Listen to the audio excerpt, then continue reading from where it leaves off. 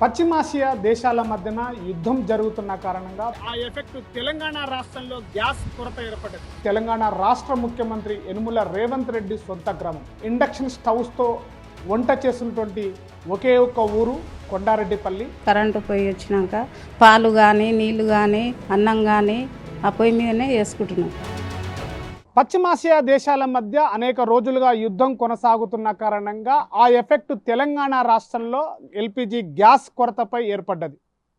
కానీ తెలంగాణ రాష్ట్రంలో LPG gas వాడకుండా ఒకే ఒక్క గ్రామం, ఆ గ్రామంలో మహిళలు వంట చేస్తున్నారు.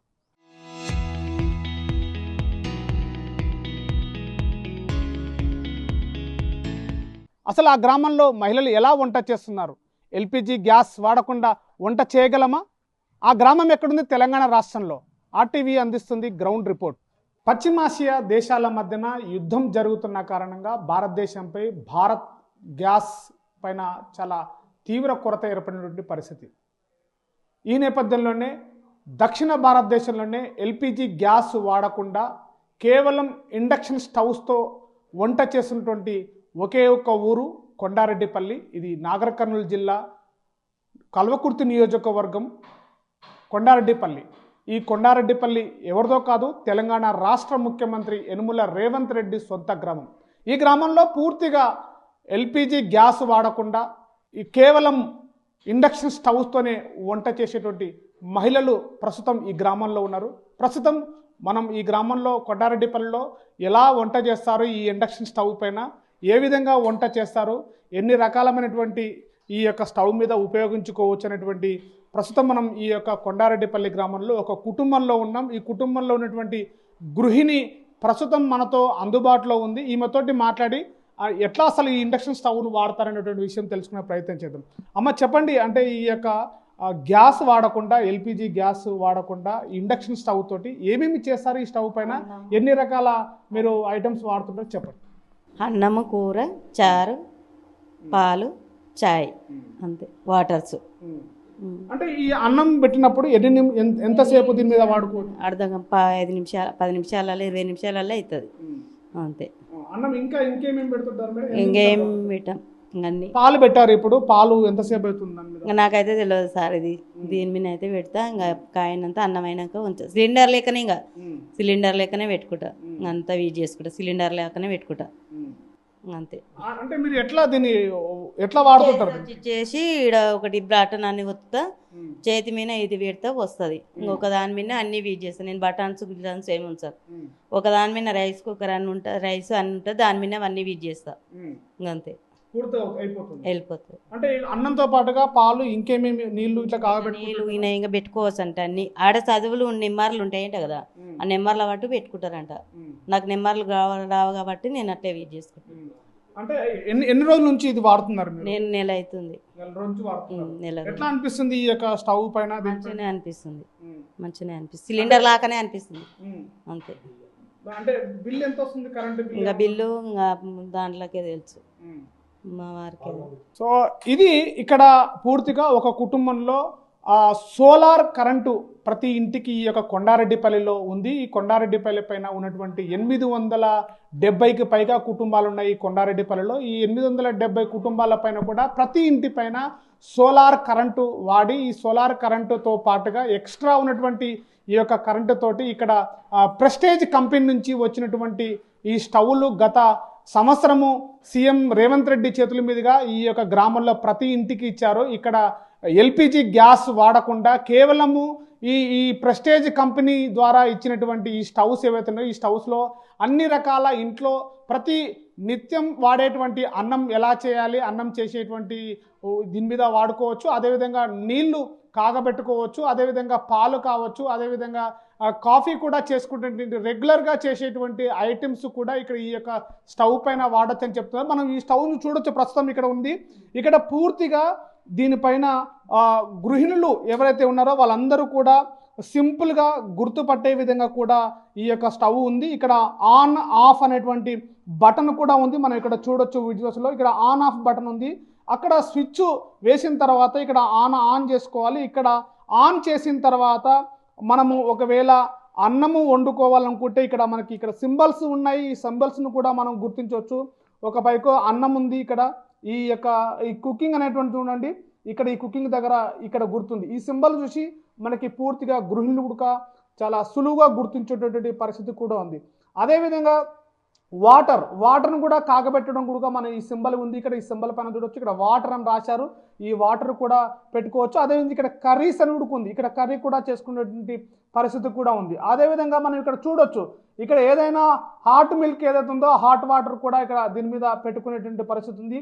అదేవిధంగా దోశ కూడా చేసుకునేటువంటి పరిస్థితి కూడా. అంటే పూర్తిగా ఈ యొక్క ఎలక్ట్రికల్ సంబంధించినటువంటి స్టవ్ పైన అన్ని రకాల ఇంట్లో వాడేటువంటి నిత్యం వాడేటువంటి పాలు, అన్నం, అదేవిధంగా చాయ్ కూడా అనేటువంటి కాసుకోవడానికి గృహిణులకి చాలా సులువుగా ఈ యొక్క ఇండక్షన్ స్టవ్స్ గత సంవత్సరం నుంచి వాడుతున్నారు. ఈ యొక్క స్టవ్స్ వాడడం వల్ల కరెంటు బిల్లు కూడా చాలా లేకుండా ఉన్నటువంటిది. ఈ ఇంట్లో పూర్తిగా ఎల్పిజి గ్యాస్ వాడకుండా కేవలము సోలార్ పవర్ ద్వారా వచ్చినటువంటి కరెంటు తోటి ఇక్కడ ఈ యొక్క ఇండక్షన్ స్టవ్ ద్వారా నిత్యము ఈ యొక్క కుటుంబంలో వాడేటువంటి పరిస్థితుల్లో చాలా సులువుగా ఉంది. ఇది ప్రమాదకరంగా కూడా లేదు, చాలా సింపుల్గా వాడుకోవచ్చు అని చెప్పేసి కూడా గృహిణులు చెప్తున్నటువంటి పరిస్థితి. ఇప్పుడు ప్రస్తుతం ఉన్నటువంటి ఎల్పిజి గ్యాస్లో ఉన్నటువంటి కొరత కారణంగా ఇది పూర్తిగా చాలా ఉపయోగకరంగా ఉందని చెప్పేసి కూడా గృహిణులు చెప్తున్నటువంటి పరిస్థితితో మాట్లాడడానికి మరో కుటుంబానికి చెందిన మహిళ ఉంది. ఆమెతో మాట్లాడే ప్రయత్నం చేద్దాం. మేడం చెప్పండి, ఎట్లా ఉంది ఈ యొక్క ఇండక్షన్ స్టవ్స్, మీరు ఎట్లా వాడుతున్నారు, ఎట్లా ఉపయోగపడుతుంది? మాకైతే ఇప్పుడు మంచిగా అనిపిస్తుంది. కరెంటు పొయ్యి వచ్చినాక పాలు కానీ నీళ్లు కానీ అన్నం కానీ ఆ పొయ్యి మీదనే వేసుకుంటున్నాం.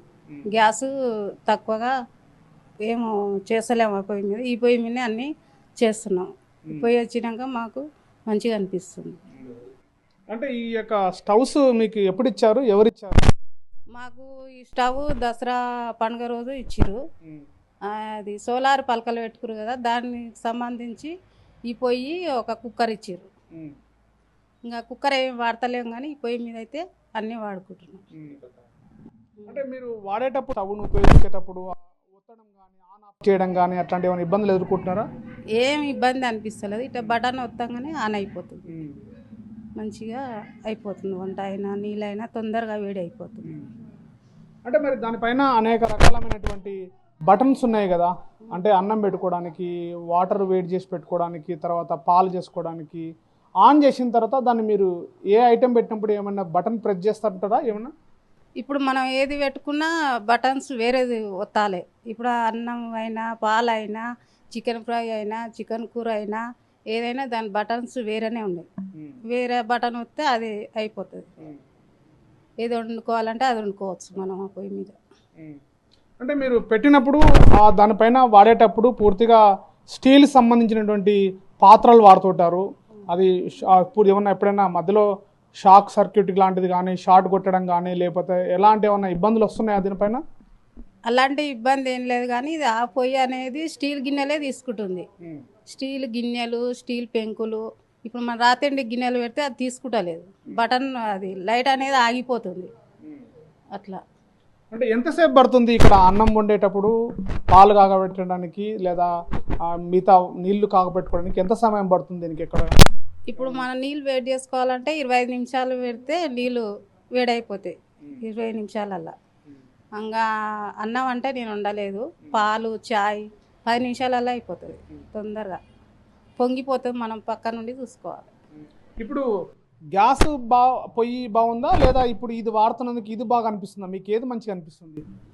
ఇదైనా మంచిగానే ఉంది కానీ ఇంకా తొందరగా అవుతుంది అన్నట్టు. మనం ఈడ పక్క నుండి వండుకోవాలి, మంచిగానే అనిపిస్తుంది. ఇది ఈ కుటుంబానికి చెందినటువంటి అంటే ఇండక్షన్ స్టవ్ పైన పూర్తిగా కేవలము స్టీల్ సంబంధించినటువంటి పాత్రలు ఏవైతున్నాయో వాటిని మాత్రమే తీసుకుంటుంది. ఇత్తడి మిగతా పాత్రలు ఏవైతున్నాయో వాటిని ఈ యొక్క ఇండక్షన్ స్టవ్ తీసుకోవట్లేదు. కానీ చాలా సింపుల్గా ఉంది, చాలా సులువుగా కూడా వంట చేసుకోవచ్చు, ఎలాంటి భయపడకుండా దీనిపైన కూడా ఈ యొక్క ఇండక్షన్ స్టవ్ను ఉపయోగించుకోవచ్చు అని చెప్పేసి చెప్తున్నారు మహిళలు. ప్రస్తుతం మరో కుటుంబం దగ్గర ఉన్నాం. ఆ కుటుంబంలో ఎలా వాడుతున్నారు, ఇండక్షన్ స్టవ్స్ ఎలా ఉపయోగపడుతున్నటువంటి తెలుసుకునే ప్రయత్నం చేద్దాం. మేడం, ఎలా వాడుతున్నారు ఇండక్షన్ స్టవ్స్? మీకు ఎప్పుడు ఇచ్చారు? దీని యొక్క ఉపయోగం ఎలా ఉంది? దసరాకి ఇచ్చారు. ఇంకా చాట్ అవన్నీ ఏం రావట్లేదు, ఫ్రీగానే ఇచ్చారు. తర్వాతకి ఇంకా ఫుడ్ అవన్నీ బాగానే అవుతున్నాయి, చాట్ ఇట్లా ఏం వస్తలేదు. అంటే మీరు ఉదయం లేచినప్పటి నుంచి ఇక దీనిపైన వాడుతుంటారు కదా వంటగదిలో, ఏమేమి దానిపైన పెడుతుంటారు వాడుతుంటారు దానిపైన? ఇంకా ఛాయ్, పాలు, అన్నం, వాటర్ అవన్నీ పెడుతుంటాం. 5 మినిట్స్లలో ఛాయ్ అవుతుంది, వేడిగానే అవుతుంది, తొందరగా అవుతుంది. ఇంకా మీరు అన్నం పెడుతుంటారు కదా, జనరల్గా వంట గ్యాస్ పైన వాడుతుంటారు అన్నము, తర్వాత ఇటు ఈ స్టవ్ పైన కూడా వాడుతుంటారు. అంటే దేనిపైన అన్నం ఎలా ఉంటుంది, ఎంత సమయం పడుతుంటుంది? దీనిపైన కరెంట్ పొయ్యి మీద ఒక గంట సేపట్లో అన్నం అవుతుంది. ఇంకా మెల్లగా పెట్టుకోవచ్చు, కొంచెం పెద్దగా పెట్టుకోవచ్చు, ఇంకా పర్లేదు, అన్ని బాగానే ఉంటుంది. అంటే ఇప్పుడు వాటర్ దాని మీద కూడా కాగబెడుతుంటారా? కాగబెడతాం. ఎంతసేపు పడుతుంది దానిపైన? 5 మినిట్స్లలో అవుతుంది, అయిపోతుంది. అంటే వాటర్. రెగ్యులర్గా మీరు దీనిపైన ఇంకా ఏమేమి వంటకు సంబంధించినటువంటి ఏమేమి చేస్తుంటారు దానిపైన? ఇంకా అన్నం, కూర, పాలు, ఛాయ్ అవే పెట్టుకుంటాం అంతే. ఎట్లా ఉంది ఈ యొక్క స్టవ్ ఉపయోగం మీకు? బాగుంది, మంచిగా. కరెంట్ పొయ్యి మీద కదా, మంచిగా ఉంది. సిలిండర్ ఇట్లా అంత వేస్ట్ కాకుండా మంచిగానే ఉంది దీనిపైన. అంటే ఇప్పుడు స్టవ్ కూడా వాడుతున్నారా ఇంట్లో? ఇంకేమైనా ఈ స్టవ్ ఇది బాగుందా, ఈ స్టవ్ ఎలక్ట్రికల్ స్టవ్ బాగుందా, ఎల్పిజి గ్యాస్ స్టవ్ బాగుందా? ఇది బాగుంది, అది బాగుంది. అంటే ఇప్పుడు ఈ స్టవ్ వాడడం వల్ల కరెంటు బిల్లు కూడా రావట్లేదు కదా, ఎట్లా ఉంది?